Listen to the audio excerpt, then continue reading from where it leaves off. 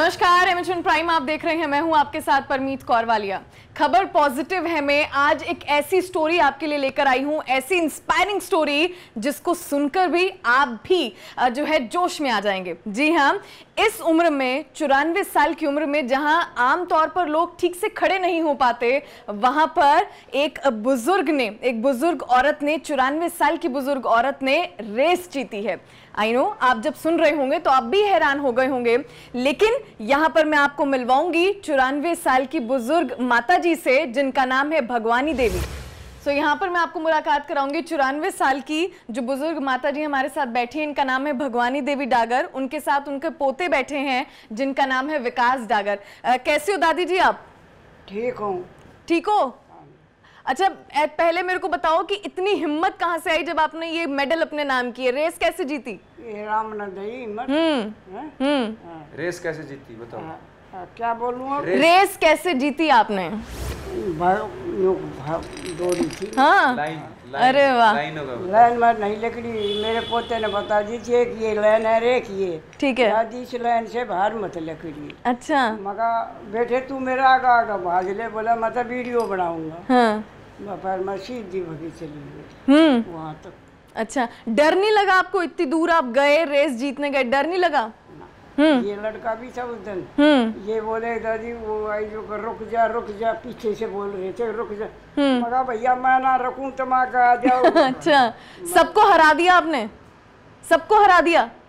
यूं तो मन के पता कौन आ रहा कौन जीता, हम तो क्यों मला रहे थे। अच्छा, हाँ, अच्छा, परिवार के लोगों ने पूरा साथ दिया? खूब बढ़िया, बढ़िया परिवार है। कहाँ पर गए थे आप जीतने? आपको पता है कहाँ पर रेस थी? देखो जी मेरे याद हो ना, एक तो जर्मनी होगा और एक फिनलैंड। फिनलैंड। अच्छा, और बस दो ही जगह गए। अरे गेम जो जीतता है वो फिनलैंड में जीतता है। वो जीता था वो फिनलैंड। अच्छा, कैसा लग रहा है आपको मेडल जीत के? गोल्ड मेडल जीता आपने? मेरे को बहुत अच्छा लग रहा है। बहुत अच्छा, बहुत अच्छा। अच्छा, हाँ। सो यहाँ पर विकास डागर जो दादी जी के पोते हैं वो हमारे साथ बैठे हैं, और आपको ये बता दूं कि विकास डागर ने भी दौड़ में और कई गेम्स में जो है गोल्ड मेडल अपने नाम किए हैं। विकास जी बहुत बहुत स्वागत है एमएचवन प्राइम पर। Thank you so much. जी विकास जी, सबसे पहले तो हम आपसे जानना चाहेंगे, क्योंकि दादी जी आज पूरे वर्ल्ड में फेमस हो गई हैं, पूरी दुनिया दादी जी को जानती है, और अपने आप में 94 साल की उम्र में इस तरह से गोल्ड मेडल जीतना अपने आप में बहुत ही एक रोशन किया है उन्होंने पूरी दुनिया में अपना नाम। क्या कहेंगे आप? सबसे पहले तो मैं MH1 चैनल का थैंक यू करना चाहूँगा कि वो यहाँ आए और इनकी हौसला अफजाई की। जहाँ तक इनके कैरियर का सवाल है, हमारे पास जब इनका हमने सोचा कि इनको खेल के मैदान में लेके जाना चाहिए, तो एक इंसिडेंट मैंने अभी आपको शेयर भी किया था, वो गोले वाला, कि रात को जब इनको गोला दिया तो रात को इनको ज़्यादा थोड़ा सा इंटरेस्ट नहीं आया उसमें, और अगले दिन सुबह जब इन्होंने अपना खुद का इंटरेस्ट दिखाया तो तब हमने थोड़ा सा डिसीजन पूरे परिवार वालों ने ये लिया था। लेकिन हमारे सामने चैलेंजेस दो थे, एक तो इनकी उम्र और ऊपर से इनकी बाईपास सर्जरी।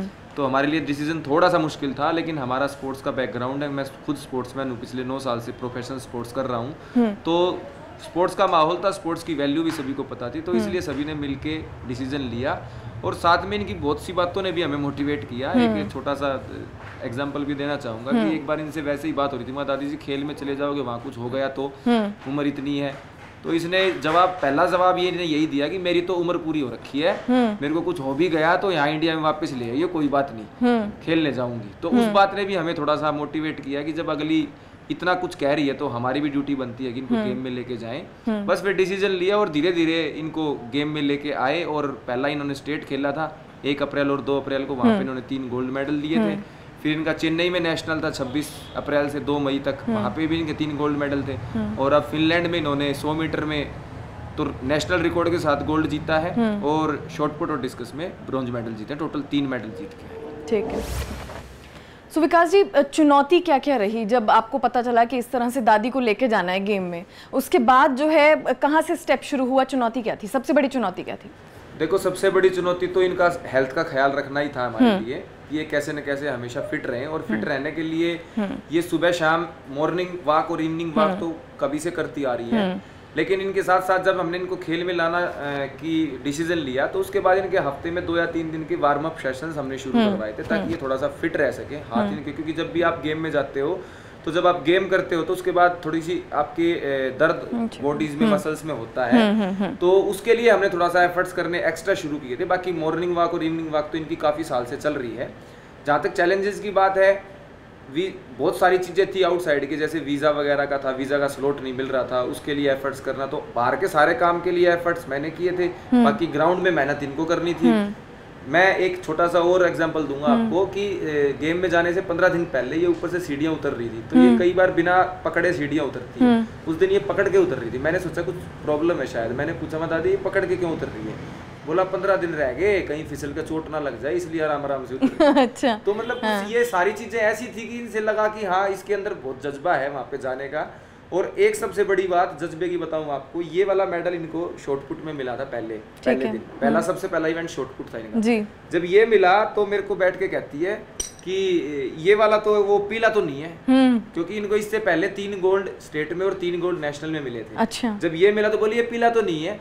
मगर दादी शाम को रनिंग है 100 मीटर, अच्छे से दौड़ियो, उसमें पीला मिलेगा, फर्स्ट आएगी तो। अच्छा। फिर शाम को जब ये मिला तो होटल में जाके बोलती है हाँ यही है मेरे वाला। अच्छा अच्छा। लेकिन क्या विकास जी इससे पहले भी कहीं गेम्स जो हैं दादी जी खेल चुकी हैं? इससे पहले प्रोफेशनल स्पोर्ट्स कभी नहीं खेला था। बचपन में ये बताती थी हमें, कबड्डी खेलती थी, बचपन के जो रूरल गांव के गेम होते हैं वो खेलती थी। लेकिन उस टाइम फिर दादाजी बहुत जल्दी एज में चले गए थे, 27 ईयर्स की एज की थी ये। उसके बाद 4 साल बाद मेरी बुआ जी भी एक्सपायर हो गई थी, जो पापा से एटलीस्ट 7-8 साल बड़ी थी। तो फिर अकेले पापा रह गए थे, तो उनका पारिवारिक परिवेश ऐसा हो गया कि उनको जिम्मेवारियां इतनी बढ़ गई कि धीरे धीरे वो जिम्मेवारियों से ही नहीं उबर पाई थी। तो अब पूरा परिवार सेट था और इनके अंदर जो 3-4 चीजें हमने देखी और जज्बा देखा, तो इसलिए फिर सारा परिवार ने साथ देके इनको खिलाने का निर्णय लिया और नतीजा आपके सामने है। उम्मीद करता हूँ कि ये ऐसे ही हमेशा फिट रहें और ऐसे ही खेलती रहे जी। लेकिन विकास जी इस उम्र में जब लगता है कि इंसान ठीक से खड़ा भी नहीं हो पाता, इंसान कुछ कर नहीं पाता, इस उम्र में दौड़ लगाना अपने आप में, आई होप जो हमारे व्यूअर्स हमें सुन रहे होंगे वो भी बहुत हैरान होंगे, कैसे ये सब मुमकिन हो पाया? देखो जी, सबसे बड़ी मैं इसके पीछे मानता हूँ इच्छा शक्ति जी। अगर आपका अंदर जज्बा है और आपके अंदर इच्छा शक्ति है तो कुछ भी संभव है। इन्होंने अपनी इच्छा शक्ति और जज्बे से ये संभव करके दिखाया है।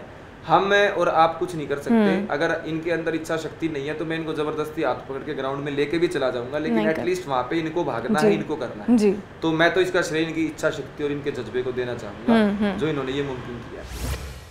दादी जी क्या आपने और भी काम इसी तरह से भाग भाग के किए हैं? घर के काम भी ऐसे ही करते हो भाग भाग के? थोड़ी बहुत शायद कर रही हूँ, वहाँ तो भागना था। हाँ। गमले में पानी वगैरह वो काम तो मेरी बहू नहीं कर रहा है। घर में क्या क्या आप काम करते थे? देखो जी, पहले तो खूब करती थी, ठीक है। अब इसकी बहू है ना, वो मेरे को काम नहीं करने देती। अच्छा। इतना बहुत कर लिया है, वहाँ बैठ जाए। अच्छा। उनके दादा गुजरे, कितनी मुसीबत है। तो अब क्या क्या करती है? गमले का पानी वगैरह वो सारा बता। अब तक तो 7 पे गमले धरे हैं ना, और उन पौधे लगा रखे हैं, सुबह और शाम को पानी डाल कर। अच्छा। तीसरी मंजिल। अच्छा। और कोई काम होता वहाँ झाड़ू धूड़ू लगाया हूँ। मतलब थोड़े अब तो थोड़ा इनका बेसिकली जो सुबह से लेके शाम तक का रूटीन है वो सुबह इनकी कम से कम 3 किलोमीटर की घुमाई तो सुबह और 3 किलोमीटर की घुमाई शाम को, ये तो इनका फिक्स है। अच्छा। बीच में तीसरी मंजिल पे हमारे पेड़ पौधे लगे हुए हैं, उनमें डेली इसका सुबह शाम दोनों टाइम ये पानी देने जाती है। 1-2 बार बीच में मैंने मना करने की कोशिश भी की, मगर दादी सीढ़ियाँ हैं और उम्र ऐसी है, कई बार पैर लड़खड़ा जाए, गिर जाए तो सीढ़ियों की चोट बहुत नुकसानदायक होती है। लेकिन फिर भी मैं देखता हूँ तो हर दूसरे दिन वहाँ पे पानी मिलती ही है मुझे, क्योंकि कुछ ना कुछ तो इनको करना है, क्योंकि जब तक ये नहीं करती जब तक इनको सेटिस्फेक्शन भी नहीं होता। बाकी दिन में अपना सुबह शाम का खाना वगैरह खा के दिन में रेस्ट करना होता है, मौसम ठीक हो तो दिन में भी ऊपर भी टहल लेती है। तो बेसिकली इनका यही है, और हफ्ते में 2 या 3 दिन इनका वार्म अप सेशन होता है ताकि कम से कम थोड़ी मसल्स वगैरह ठीक रहें। बाकी साइंटिफिक ट्रेनिंग और वर्कलोड इनके ऊपर कोई नहीं डालता, क्योंकि इस उम्र में आप ट्रेनिंग नहीं करा सकते जी। दादी जी इस उम्र के जो और भी बुजुर्ग आपको देख रहे हैं वो आपसे जानना चाहते हैं कि दादी जी क्या खाती हैं पूरा दिन में जो इस तरह से फिट रहती हैं? बोलते हैं क्या खाना खाती है? मैं देसी खाना खाती हूँ। अच्छा। हाँ। मैं होटल का नहीं खा। देसी खाने में क्या क्या खाती हैं? घर का जैसे सब्जी, आलू मटर, शिमला मिर्च, अच्छा, आलू, पनीर की सब्जी, पनीर तगड़ी होती है ना, मैं वो काट के धर दिया करूँ अलग। अच्छा। वैसा वैसा लगा लिया। और हाँ। और सब चीज खाती हूँ, मूंग दाल की खिचड़ी, दाल चावल जो घर में बनता है ना, दही, वे दूध। खाते हैं। दही और लस्सी। हाँ दही, शाम को तो 1 गिलास दूध लेती हूँ। अच्छा। और या तो रोटियां घर ले लूँ, नहीं तो मेरी बहू शाम को सोमते आना जी। अच्छा। और सुबह एक कटोरी सब्जी, 1 गिलास सी, अरे वाह। 3 पतली पतली रोटी। अरे वाह। हाँ देसी खाना। हाँ हाँ। अरे वाह। देसी घी में कपूर में, वैसे घी नहीं खाना। बाईपास सर्जरी हो रखी है, इस हाँ जी। वजह से चिकनाई का अभी फिलहाल हाँ हाँ। बाईपास सर्जरी हो रखी है, इसलिए चिकनाई का भी परहेज है, तो घी अभी 10-12 साल से बंद है। अच्छा विकास जी, क्योंकि आप अपनी बात कर रहे थे, आपने भी कहीं जो है इस तरह से चैंपियंस जो हैं जीते हैं और गोल्ड मेडल है, मेडल जो है काफ़ी मेडल्स अपने नाम किए हैं। क्या क्या आपने भी खेल में किया है? मैं 2013 से खेलना शुरू किया था, नेशनल और इंटरनेशनल, और मेरे पास अभी तक 24 इंटरनेशनल मेडल है और 16 नेशनल मेडल है। और दिल्ली गवर्नमेंट से मैं राजीव गांधी स्पोर्ट्स अवार्डी हूँ, और साथ में जो हमारा south west Delhi election commission है उसका भी मैं ब्रांड एम्बेसडर हूँ। और basically I am working in Delhi MCD, municipal corporation of Delhi school, as a teacher. Okay. And currently I am posted in Kakrola stadium as a incharge. तो वहाँ पे अभी बच्चों को बेसिकली कोचिंग और स्पोर्ट्स की कोचिंग ही देते हैं, और स्पोर्ट्स के लिए ही तैयार करते हैं। तो आपके पूरे परिवार का जो बैकग्राउंड है वो स्पोर्ट्स बैकग्राउंड है? हाँ, बस मेरे जैसे मैं स्पोर्ट्स में था तो सभी को स्पोर्ट्स की वैल्यू पता है जी। जीत के आने के बाद की खुशियाँ कैसी होती हैं, जब कई बार हम मेडल मिस करते हैं तो वो निराशा कैसे होती है। ऐसा नहीं होता कि मैंने भी मेडल मिस किए हैं। पीछे एशियन गेम में मेरा 4th पोजीशन आई थी 2018 में, तो उस वक्त क्या निराशा थी वो भी इन्होंने सबको पता है। तो हमारा एक स्पोर्ट्स का जो बैकग्राउंड है वो सारे परिवार को पता है, और इसीलिए शायद इन्होंने इस उम्र में भी हम सब ने मिलकर निर्णय लिया कि इनको खेल में लेके जाएं, और आज नतीजा आपके सामने। जी जी। क्योंकि विकास जी फ्लाइट जो है वो फिनलैंड की थी, और फिनलैंड में जो है वहाँ के भी और लोग होंगे जो इस रेस में भाग ले रहे होंगे, और अपने देश की तो एक ही 94 साल की दादी जी होंगी, तो कैसा फील कर रहे थे जब इंडिया से इस तरह से इतनी बड़ी उम्र की दादी जी जो है वो रेस में थी? देखिए, पहली बात तो मैंने आपको बताया कि इस उम्र में इनको लेके जाना और आना ही एक बड़ा चैलेंज था। लेकिन हमारे इंडिया से काफी बड़ी टीम थी, पंजाब से भी काफी लोग गए थे। दिल्ली से हम सिर्फ 5 लोग थे जी। तो जाते और आते वक्त शुरू में जब चैलेंज था कि इनको लेके सेफली कैसे लेके जाएगा, लेकिन पूरी टीम ने, कॉन्टिनेंट ने, जो हमारे साथ फ्लाइट में थे, उन्होंने बहुत अच्छे से कोऑपरेट किया।